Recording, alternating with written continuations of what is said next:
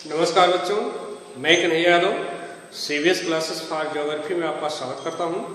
आज की वीडियो के अंतर्गत हम लोग कक्षा 11 के भूगोल विषय में प्रथम खंड के अंतर्गत तीसरे लेसन की शुरुआत करेंगे, जिसका नाम है पृथ्वी की आंतरिक संरचना। आज का वीडियो इस लेसन का पहला वीडियो होगा। तो आइए शुरू करते हैं। तो जैसा कि हम लोग पिछले चैप्टर में लेसन 2 में पृथ्वी की उत्पत्ति के बारे में पढ़ चुके हैं। तो जितनी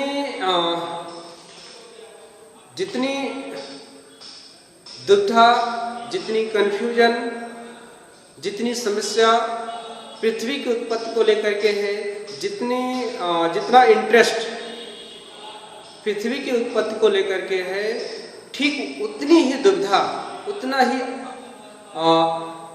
असमंजस, उतना ही इंटरेस्ट यानी कि उतनी ही रुचि पृथ्वी की आंतरिक संरचना को भी लेकर के है। पृथ्वी की आंतरिक संरचना को भी लेकर है, क्योंकि हम धरातल पर विभिन्न प्रकार के स्ट्रक्चर को, विभिन्न प्रकार के बनावट को देखते हैं, पर्वत, पठार, मैदान, नदियों आदि को देखते हैं। साथ ही धरातल पर ज्वालामुखी आदि की क्रियाओं को भी देखते हैं। तो साथ साथ हमारे दिमाग में, हमारे मन में ये प्रश्न उठता है कि आखिर पृथ्वी के अंदर का भाग कैसा है, क्योंकि पृथ्वी की स्थिति ऐसी है, पृथ्वी ऐसी है या इसकी संरचना ऐसी है कि हम इसके अंदर नहीं जा सकते, इसके केंद्र में, इसके अंदर की तरफ नहीं जा सकते। इसलिए इसका आंतरिक बनावट कैसा है, इसको लेकर के तमाम प्रकार की जिज्ञासाएं हमारे मन में उत्पन्न होती हैं। तो आइए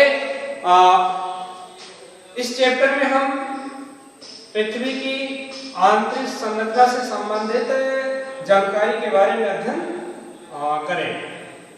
तो सबसे पहले पृथ्वी की आंतरिक संरचना की जानकारी के स्रोत।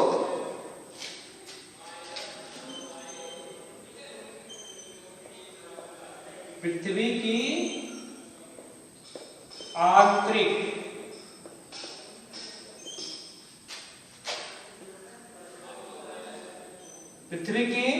आंतरिक जानकारी के साधन।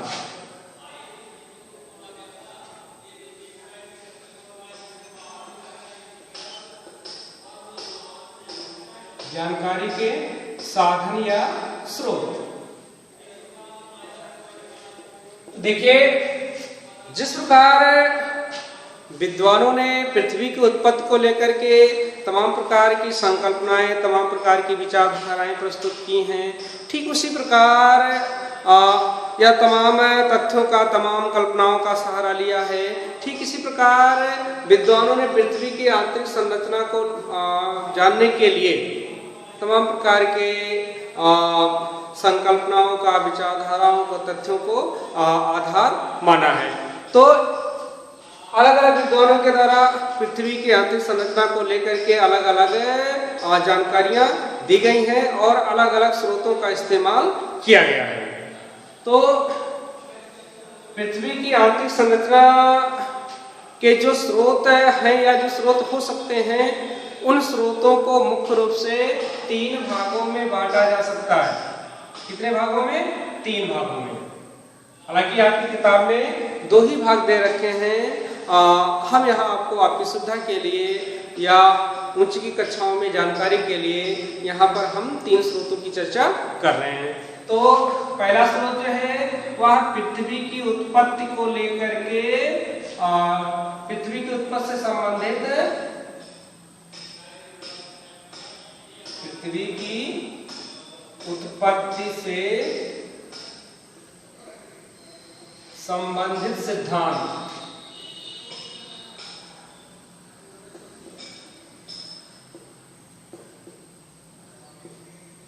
पृथ्वी की उत्पत्ति से संबंधित तमाम प्रकार के सिद्धांत विद्वानों के द्वारा प्रस्तुत किए गए हैं, जिनमें से कुछ की जानकारी हम लोग पिछले लेसन में प्राप्त कर चुके हैं। तो ये सिद्धांत भी पृथ्वी की आंतरिक संरचना के बारे में हमको जानकारी उपलब्ध कराते हैं। अभी इनकी चर्चा हम करेंगे। नंबर 1 पृथ्वी की आंतरिक संरचना से संबंधित सिद्धांत। नंबर 2 प्रत्यक्ष स्रोत। नंबर 2 प्रत्यक्ष स्रोत और नंबर 3 अप्रत्यक्ष स्रोत।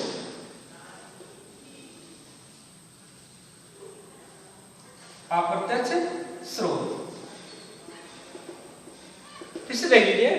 तो जितनी रुचि या जितनी असमंजस की स्थिति, जितनी कंफ्यूजन की स्थिति जो है पृथ्वी की उत्पत्ति को लेकर के, ब्रह्मांड की उत्पत्ति को लेकर के है, ठीक उतना ही इंटरेस्ट, उतनी ही रुचि, उतने ही कंफ्यूजन, उतनी ही प्रकार की विचारधाराएं पृथ्वी की आंतरिक संरचना को लेकर के भी हैं।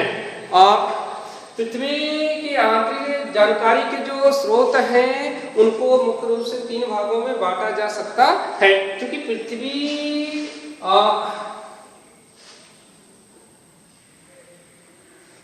की जो त्रिज्या है वह 6370 किलोमीटर है।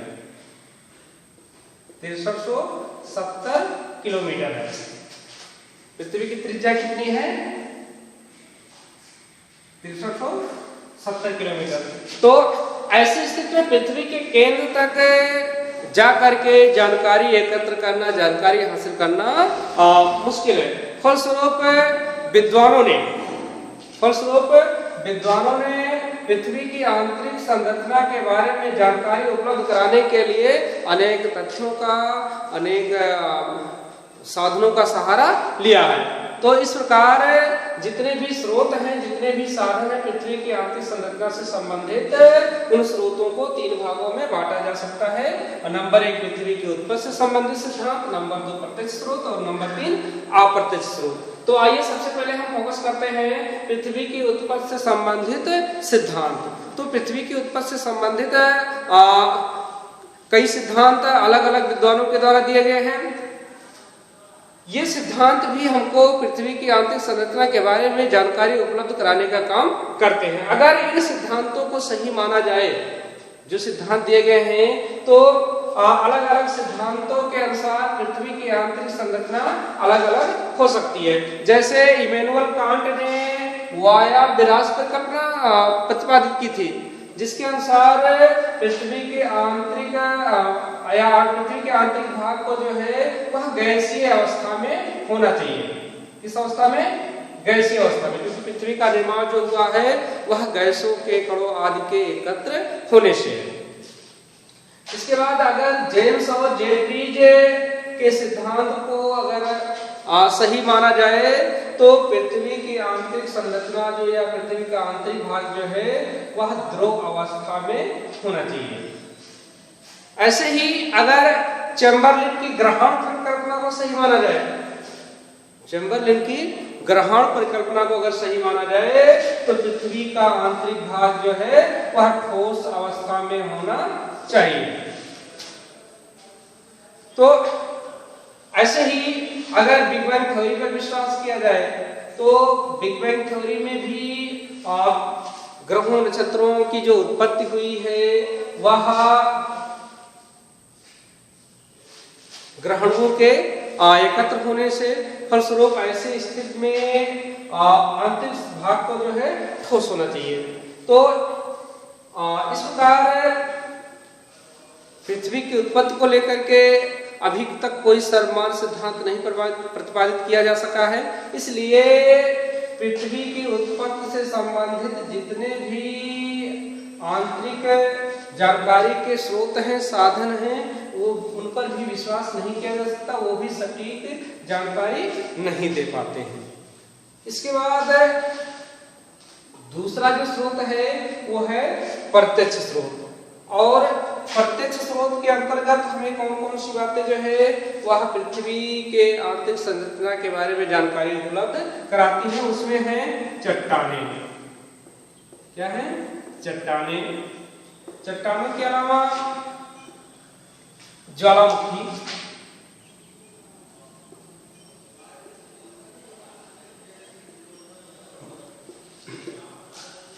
चट्टाने और ज्वालामुखी। देखा जाए तो चट्टाने जो है धरातल पर मौजूद है, ये प्रत्यक्ष रूप से इनका हम अवलोकन कर सकते हैं। तो अगर इस चट्टानों को आधार बनाया जाए, चट्टानों के माध्यम से पृथ्वी की आंतरिक संरचना को प्राप्त करने का प्रयास किया जाए, तो समस्या ये आती है कि पृथ्वी की त्रिज्या काफी ज्यादा है। कितनी है? 6370 किलोमीटर लगभग है। तो इतनी गहराई तक ऊपर के जो चट्टान है वो आसानी से हमको सुलभ हो जाते हैं, उनका हम आसानी से विश्लेषण कर सकते हैं, उनका आसानी से अध्ययन कर सकते हैं। लेकिन आंतरिक भागों में केंद्र तक पहुंच पाना बड़ा मुश्किल है। आंतरिक भागों में अभी तक जो खदानें हैं या अभी तक जो मानव प्रवेश कर पाया है वह ज्यादा नहीं। दक्षिण अफ्रीका में जो सोने की खदानें हैं वो मुश्किल से 3 से 4 किलोमीटर ही गहरी हैं। इसके नीचे तापमान की अधिकता के कारण इसके नीचे जा पाना संभव नहीं है, क्योंकि आपको ये भी पता होना चाहिए कि जैसे जैसे हम पृथ्वी के अंदर गहराई में बढ़ते जाते हैं वैसे वैसे तापमान में वृद्धि होती जाती है। एक रेशियो है तापमान के बढ़ने का पृथ्वी के अंदर जाने पर, प्रति 32 मीटर पर 1 डिग्री सेंटीग्रेड तापमान बढ़ जाता है। तो ऐसी स्थिति में 3 से 4 किलोमीटर के बाद जाना संभव नहीं रह जाता है। तो ऐसी स्थिति में हमें जो जानकारी प्राप्त हो पाती है प्रत्यक्ष रूप से वह 3 से 4 किलोमीटर के अंदर की ही जानकारी प्राप्त हो पाती है और पृथ्वी के और अंदर की जानकारी प्राप्त नहीं हो पाती है। अभी हालांकि पृथ्वी के अंदर जाने का प्रयास या पृथ्वी के अंदर भेदन का काम चल रहा है। पृथ्वी के अंदर से पदार्थों को निकाल करके उनका विश्लेषण करके पृथ्वी के आंतरिक संरचना के बारे में जानकारी पता लगाने का काम विभिन्न कार्यक्रमों के द्वारा किया जा रहा है। अभी तक पृथ्वी के अंदर जो अधिक से अधिक गहराई तक भेदन किया जा सका है वह मात्र 12 किलोमीटर तक ही भेदन किया जा सका है। वो भी कहाँ पर? अंटार्कटिका। कहाँ पे? अंटार्कटिका क्षेत्र में धरातल के अंदर 12 किलोमीटर गहराई तक भेदन करके वहां से पदार्थों को एकत्र निकाल करके प्राप्त करके उसका विश्लेषण, उसका अध्ययन किया जा चुका है। तो ऐसी स्थिति में ज्यादा से ज्यादा हमको जो जानकारी प्राप्त हो पाती है वह 12 से 15 किलोमीटर के अंदर तक की ही जानकारी प्राप्त हो पाती है। इसके अलावा दूसरा जो माध्यम है वह है ज्वालामुखी।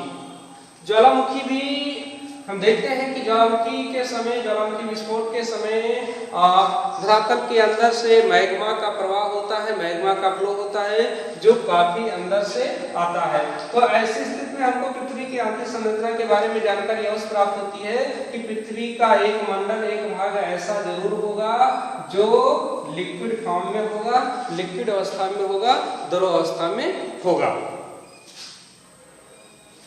इसके बाद अब हम देखते हैं अप्रत्यक्ष स्रोत। क्या देखते हैं? अप्रत्यक्ष स्रोत।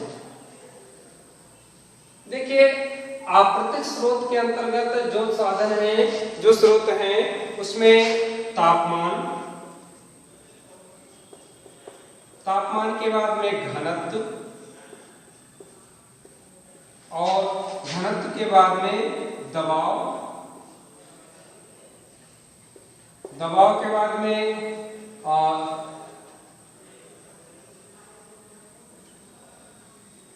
गुरुत्वाकर्षण शक्ति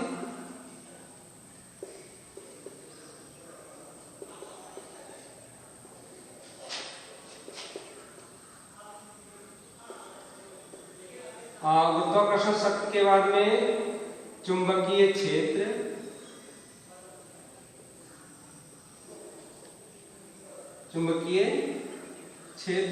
और चुंबकीय क्षेत्र के बाद में भूकंप। ये सब जो स्रोत हैं ये अप्रत्यक्ष रूप से पृथ्वी के अंदर के बारे में जानकारी प्राप्त कराने के स्रोत हैं। अगर इनके आधार पर पृथ्वी के आंतरिक संरचना के बारे में विचार किया जाए, देखा जाए, तो अलग अलग प्रकार की जानकारियां हमको प्राप्त होती हैं। किससे संबंधित? पृथ्वी के आंतरिक संरचना से संबंधित कि पृथ्वी का आंतरिक भाग कैसा है। तो देखिए, अगर तापमान को आधार बनाया जाए तो गहराई बढ़ने से तापमान में वृद्धि होती है।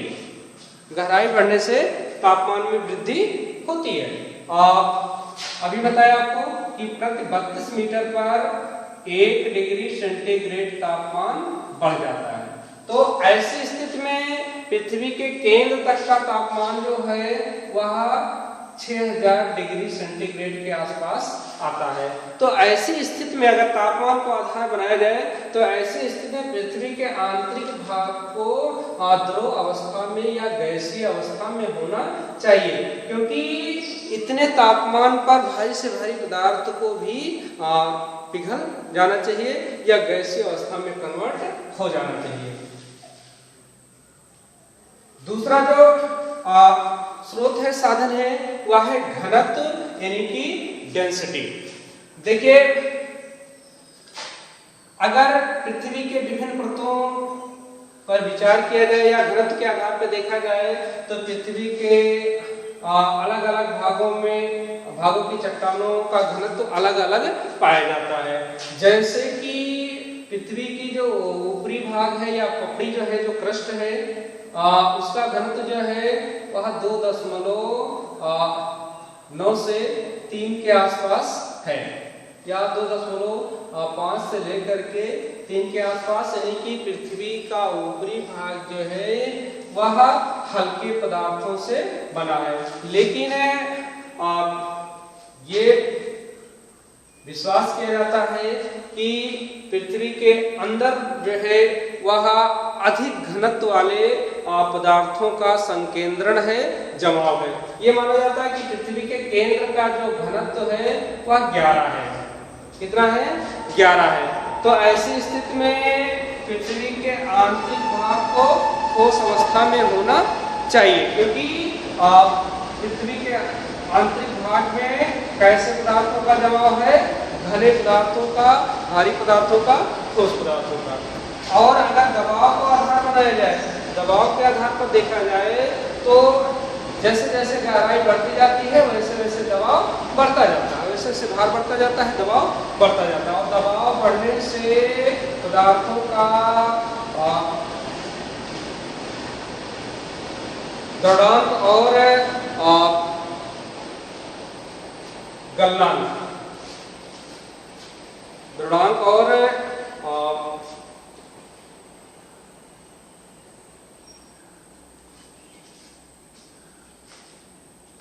पदार्थों का दृढ़ांक बढ़ जाता है। ऐसी अवस्था में टेम्परेचर आदि के अधिक होने से भी पृथ्वी के आंतरिक भाग को ठोस अवस्था में होना चाहिए, क्योंकि आंतरिक भाग में दबाव अधिक है और दबाव अधिक होने से आंतरिक भाग के पदार्थ जो है, तत्व जो है वो पिघल नहीं सकते हैं।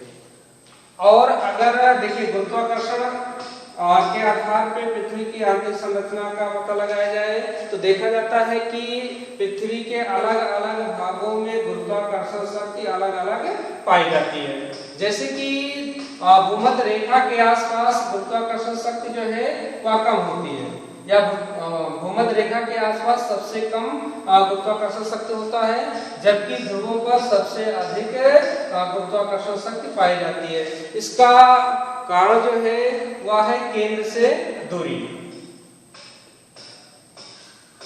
ये तो सामान्य सी बात है, पर ऐसा नहीं है कि सर्वत्र एक जैसे ही या यही सामान्य सिद्धांत ही सर्वत्र फॉलो होता है। पृथ्वी के अलग अलग भागों में गुरुत्वाकर्षण में अंतर देखने को मिलता है, जो इस बात का सूचक है, इस बात का प्रतीक है कि पृथ्वी के अलग अलग भागों में अलग अलग प्रकार की चट्टानें या अलग अलग प्रकार के पदार्थ पाए जाते हैं।